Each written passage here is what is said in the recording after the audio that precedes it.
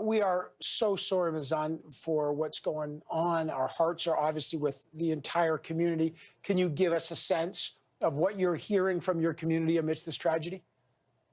First of all, thank you so much for your compassion, Evan. I and my constituents are really grateful, and for the outpouring of love from everybody across Canada, really, and to the Prime Minister as well. We can't do this alone. And as you said, we're alone in our homes. So the outpouring of love across the airwaves really makes a big difference. The community's in shock really right now, Evan. I think the grief is only just starting to begin, and it will be coming in waves of grief because, as you mentioned earlier, so many of these people had jobs that are in various different parts of the community, and so many of us are connected. It's a small area, and Nova Scotia is a small province, and we're all connected one way or another. So can you give us a sense? I mean, we're all reeling from the scope of this thing. Do we have any idea of motive, or what are people telling you about this stunning, shocking incident?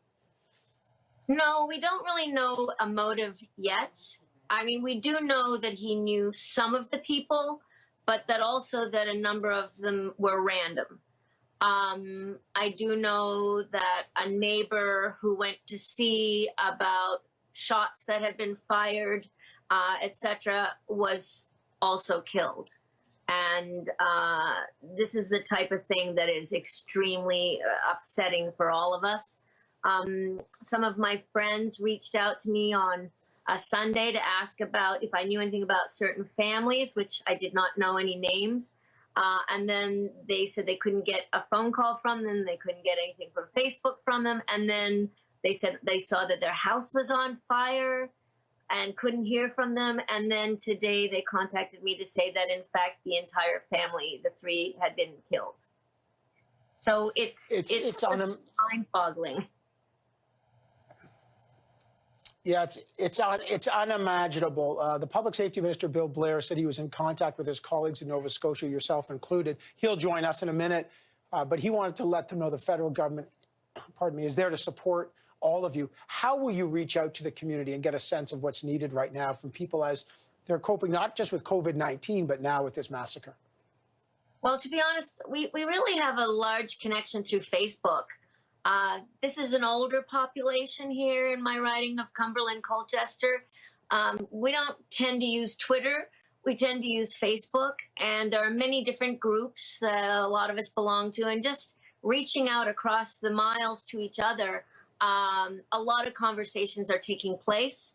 There is a local group called Colchester Supporting Our Communities, which has started a Facebook group, and they're going to have a vigil, an online vigil at 7 o'clock Friday night with lots of musicians, local musicians, and they're going to be fundraising for the victims' families. So anybody across Canada is welcome to join that Facebook group.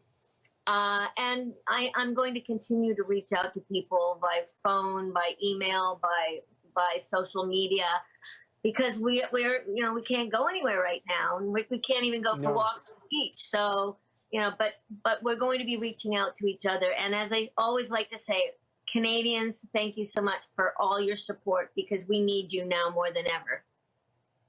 We are a big family now, and our hearts are with the people of Nova Scotia and your riding. Thank you so much. Thank you. Take good care, and I know everyone will be joining that virtual vigil, 7 p.m.